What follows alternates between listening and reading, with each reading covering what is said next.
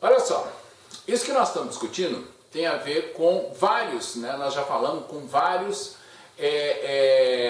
fenômenos físicos que estão ligados aí ao nosso cotidiano, né? Nós falamos de motores, né? Nós estamos falando de geradores, nós estamos falando de toda essa sorte de componentes, né?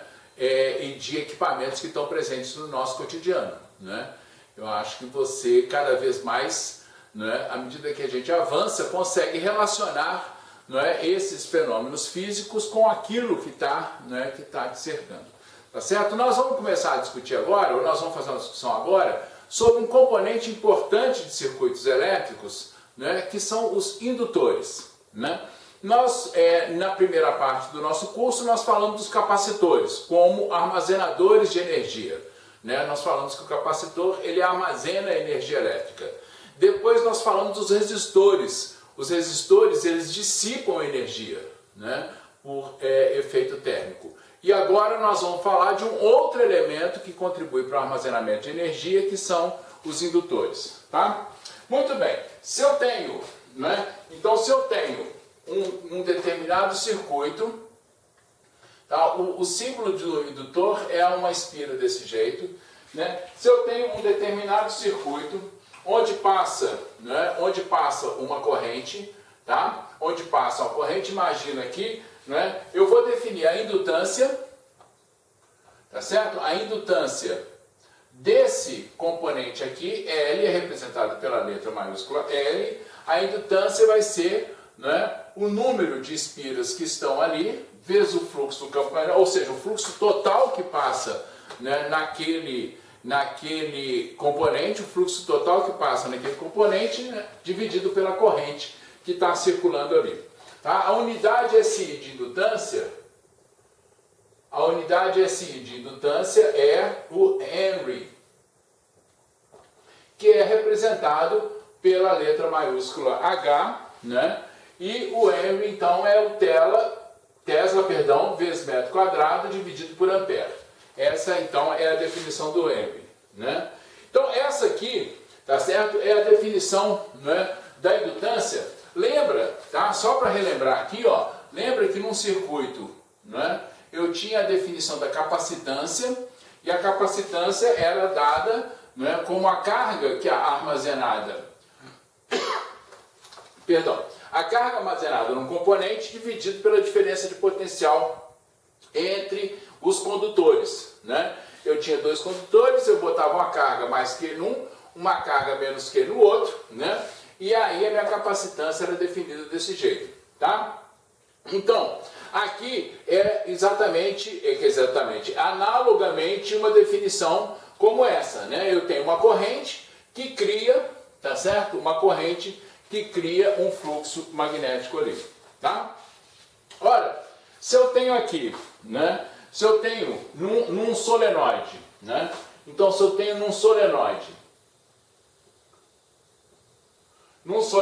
nós já vimos que N vezes o número total vezes o fluxo, tá certo? Isso pode ser escrito, né, por o número de espiras por unidade de comprimento vezes um determinado comprimento vezes o fluxo.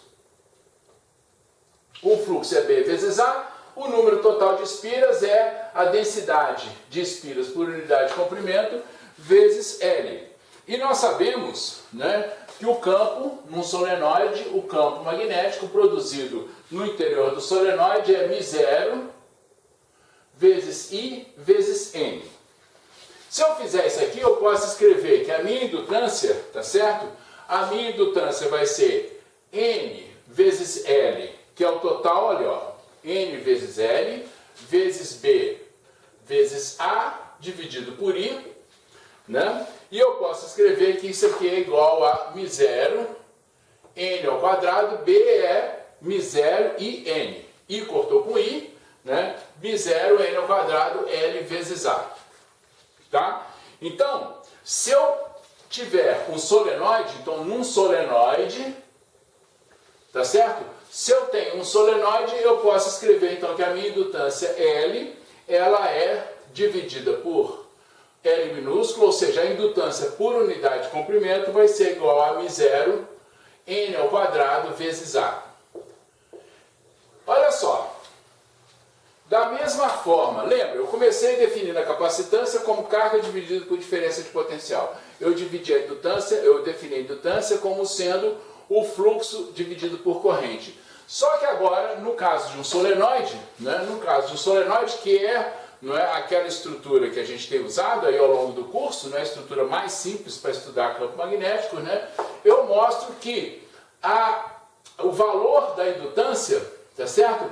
Ele só depende das características a menos de uma constante, μ0, que é uma constante aí, né? A menos de uma constante, ele depende apenas das características geométricas daquela estrutura, né? Quando nós estudamos o capacitor de placas paralelas, lembra? O capacitor de placas paralelas, quando nós estudamos, qual que era a capacitância dele? A capacitância C era igual a ε0A dividido por D. A capacitância num capacitor de placas paralelas, né? Se ela é definida como Q sobre V, num capacitor de placas paralelas eu mostrei que a capacitância dependia exclusivamente, né, da geometria, né? E nós discutimos outros exemplos, né? O capacitor, né, o cabo coaxial, que é um capacitor cilíndrico, né? Nós discutimos o capacitor esférico e em todos esses exemplos nós mostramos que a capacidade de armazenamento de carga ela é descrita por uma estrutura geométrica, tá certo? Né? A mesma coisa a gente está mostrando aqui, né? E esse exemplo então mostra, tá, para a gente como é que funciona isso. Muito bem. Então nós temos aqui, né, e esse sujeito aqui, que é representado por essa espiral, quando ele está presente no circuito, ele é conhecido como um indutor, né? E o que nós vamos ver agora são os circuitos RL. Nós estudamos na primeira parte os circuitos RC, né? O que nós vimos no circuito RC? Vamos fazer uma revisãozinha rápida aqui, né? Eu coloco um capacitor e um resistor, tá certo? E uma fonte de força eletromotriz, uma bateria. Nós estamos trabalhando com circuitos de corrente contínua, tá? Nós ainda vamos trabalhar aqui com o circuito, essa discussão que nós vamos fazer aqui é sobre circuitos de corrente contínua. Até aqui a gente está fazendo variação de campo, variação de área, mas aqui eu vou pegar um indutor, que é este componente, e colocar ligado a um resistor e a uma fonte de força eletromotriz contínua, tá? Uma bateria, uma pilha, né? Então, olha só, no caso do capacitor, o que acontecia quando você tinha lá o resistor, o capacitor, a fonte e uma chave? O que acontecia quando você abria a chave? Quando você fechava, quando você fechava a chave. No instante que você fechava a chave, tá certo? Né, o capacitor começava a carregar. Então, instantaneamente, naquele instante, o capacitor começava a carregar e a corrente que circulava no instante que você fechava a chave, a corrente era dada, tá certo? Né, por a relação entre a força eletromotriz e a resistência. Tá certo? Então, você ligou a chave, é como se o capacitor não existisse, né, naquele instante. Tá certo? Progressivamente, o que vai acontecendo? O capacitor vai ficando carregado, a corrente que está circulando no circuito, ela vai diminuindo até o ponto em que a diferença de potencial nas placas do capacitor se torna igual à diferença de potencial na fonte de força eletromotriz e nesse momento para de circular a corrente. Tá? Então, um capacitor num circuito de corrente contínua, um capacitor no primeiro instante, imediatamente após você ligar a chave, tá certo? Ele se comporta como um curto-circuito. É como se ele não existisse. É como se ali tivesse um fio ligando as duas placas. Progressivamente, né, ele vai sendo carregado até o ponto em que então ele fecha o circuito. Quer dizer, fecha assim, ele abre, na verdade, ele abre o circuito, ou seja, ele impede a passagem de corrente, tá? Então o circuito se quebra, não mais circula a corrente. Bom, nós definimos a indutância, tá certo? A indutância, ela foi definida, né, a partir ali do fluxo do campo magnético, tá certo? Numa bobina, né, num solenoide, tá certo? numa espira, né? E aí nós definimos a indutância foi definida, L foi definida como N, onde N é o número de espiras, né? O fluxo através de uma espira dividido pela corrente I que está passando ali. Tá? Essa é a nossa definição de indutância. E para estudar, né, como é que é o comportamento agora, né, de um indutor dentro de um circuito RL, tá certo? Nós precisamos antes definir o que é a autoindutância. Então, vamos definir o que é a autoindutância antes da gente passar, né, para o circuito RL. Vamos pensar no seguinte, eu tenho aqui, ó, vamos olhar aqui, eu tenho aqui vamos pensar no solenoide, né? E eu tenho aqui esse solenoide, ele é percorrido por uma corrente I. Tá? Eu tenho uma corrente I que está percorrendo, né, esse solenoide. Com base nisso aqui, ó, eu posso escrever o seguinte, se essa corrente I percorre o solenoide, né, essa corrente vai produzir, tá certo, um campo que produz um fluxo magnético nessas espiras aqui do solenoide. Tá? Então eu posso olhar essa expressão aqui e dizer o seguinte, que, né, o fluxo através daquelas espiras, né, o fluxo pode ser calculado como L, onde L, não é a indutância, tá, daquele solenoide vezes I. Agora veja o seguinte, esse fluxo que está ali, tá certo?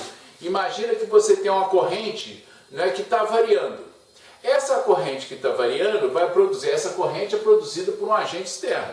Essa corrente que está sendo produzida por um agente externo, que está passando e está criando um fluxo ali dentro, né? Essa corrente que cria um fluxo ali dentro, ela faz com que seja criada uma força eletromotriz naquele solenoide que é contraposta a essa corrente. Essa força eletromotriz ela é contraposta ao efeito da corrente. Não é contraposta à corrente, é contraposta ao efeito que a corrente está produzindo. Né? Então, essa força eletromotriz que surge aqui, tá certo? Então, vai surgir uma força eletromotriz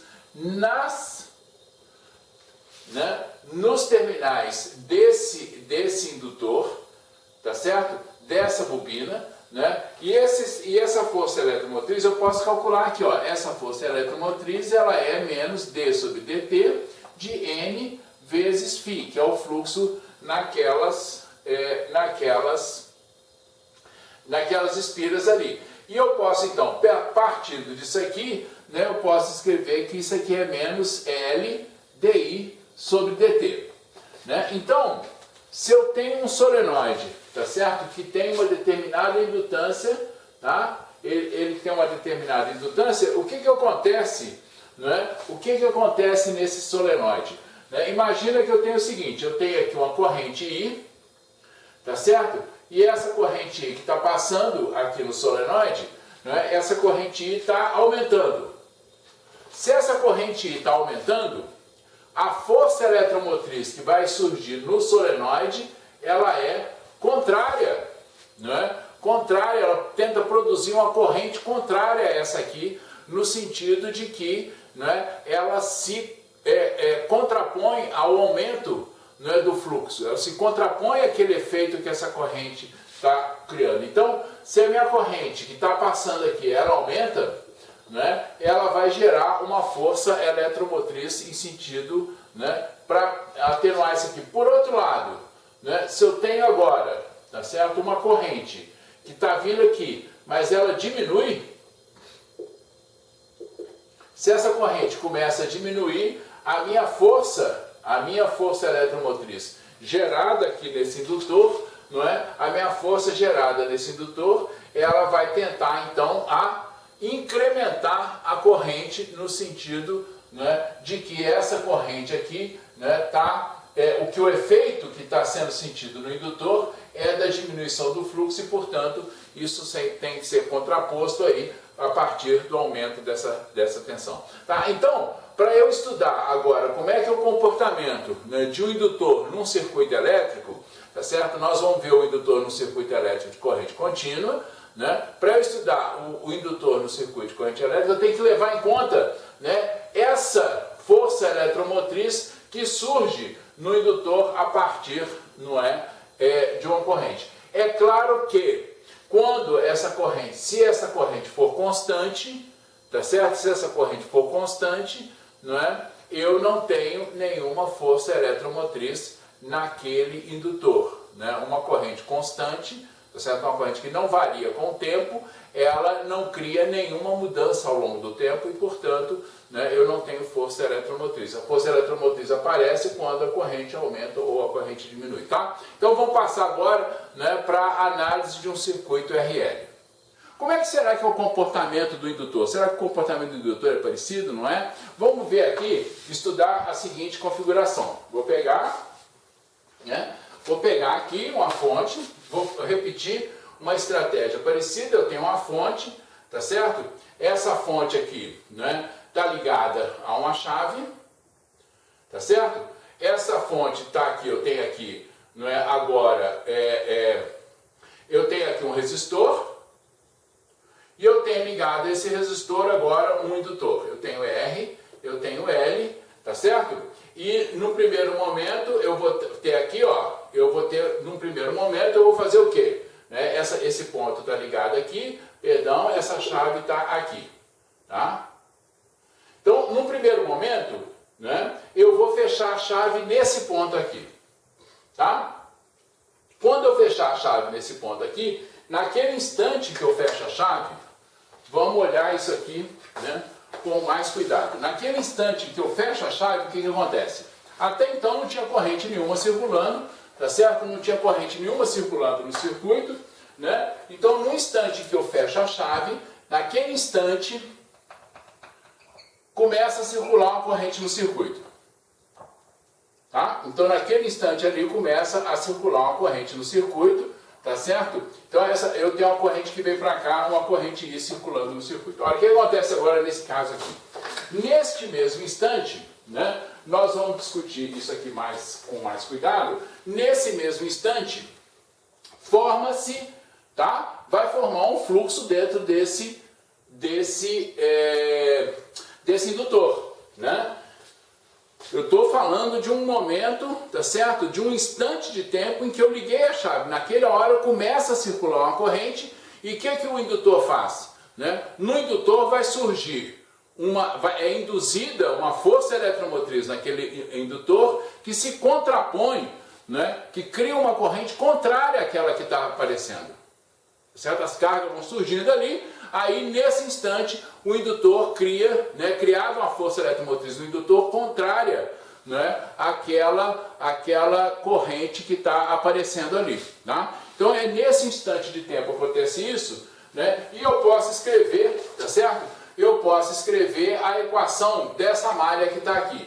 Eu tenho aqui uma força eletromotriz, eu tenho aqui L, eu tenho aqui R, e a minha equação para essa malha aqui, nós já sabemos, eu tenho uma queda I vezes R, né? Eu defini a minha indutância como sendo, tá certo?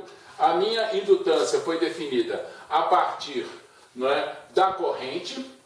A queda de potencial que eu tenho é dada por isso aqui, tá?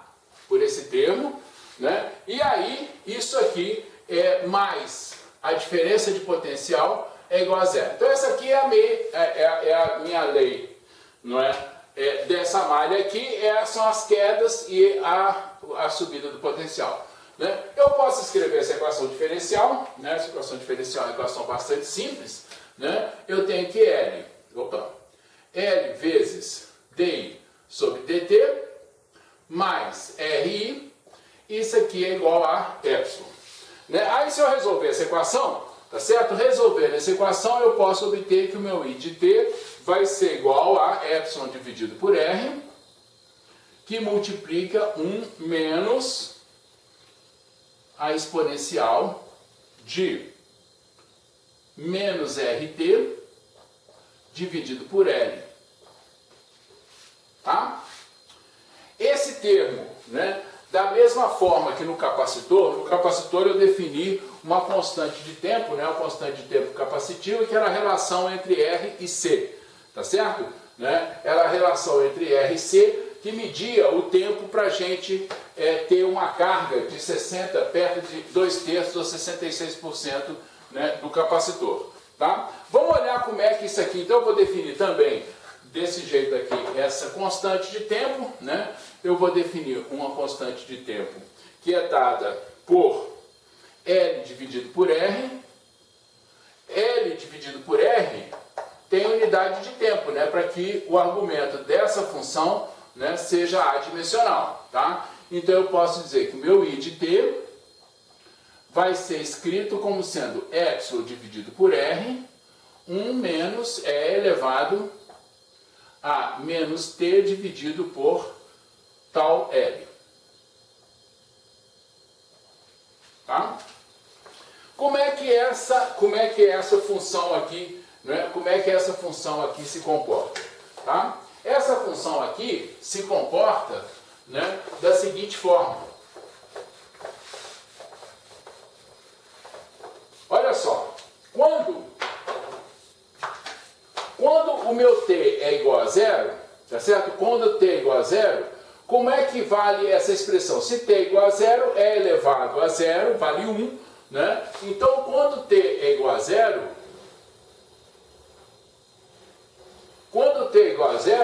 né, a minha corrente vale zero. Tá? Quando t vai crescendo, o que acontece com essa corrente? Essa corrente tende assintoticamente para epsilon dividido por R. Se a gente for interpretar isso aqui, nós podemos ver o seguinte: quando t tende para zero, né? Quando t é igual a zero, tá certo? É como se o circuito tivesse aberto, tá? Falei do capacitor, né? Quando eu ligo a chave, né? O capacitor, naquele instante em que eu liguei a chave, ele se comporta como um curto-circuito. Tá? A corrente que passa é a corrente máxima. No caso aqui do indutor, quando eu ligo a chave, o indutor cria um campo, ele vai criar uma força eletromotriz. Essa força eletromotriz, ela vai ser contrária àquela força eletromotriz. Ou seja, no instante t igual a zero, o indutor se comporta como uma chave que abriu o circuito, né? E a corrente é igual a zero. À medida que essa corrente, tá certo? À medida que o tempo passa, essa corrente vai se estabilizando, né? E quando t tende para infinito, agora o indutor vai se comportar, não é, como um curto-circuito. Ele passa a não ser mais reconhecido, né, naquele circuito ali, tá? Ao mesmo tempo, tá certo? Né, a diferença de potencial, tá, vai ter um comportamento, né? Se eu tirar aquele indutor ali, a diferença de potencial, vai ter esse comportamento aqui, né? E ela vai tender para zero, né? À medida em que, tá? Essa aqui é a diferença de potencial no indutor, né? Ela vai tender para zero à medida ali, né, que o tempo passa, né? Mostrando então que o indutor está se comportando, né, como um circuito fechado, não um curto-circuito, à medida que o tempo passa, tá? Muito bem. Então, tem um exemplo bem interessante no livro, né? Eu vou discutir qualitativamente, que é o seguinte: imagina que você tem aqui uma fonte de força eletromotriz e você tem 3 ramos nesse circuito. Eu tenho um ramo aqui eu tenho um resistor, aqui eu tenho um outro resistor, e aqui eu tenho um outro ramo que tem um resistor e um indutor. Tá? Então eu vou botar aqui, eu tenho R, tem L, pode ser iguais, isso não importa. E eu tenho uma fonte de força eletromotriz. Vamos deixar aqui a chavinha aberta. Tá? Vamos deixar uma chave aberta aqui, uma chave aberta aqui, e agora eu fechei essa chave. No instante que eu fecho essa chave, qual é a corrente que passa no circuito? No instante que eu fecho essa chave, né, esses dois indutores vão se comportar como se fosse um circuito aberto. Então, em t igual a zero, ou melhor dizendo, né, em t pouquinho depois de zero, tá? Em t pouquinho depois de zero, esse comportamento aqui, tá? Esse circuito se comporta da seguinte forma: esse aqui está aberto,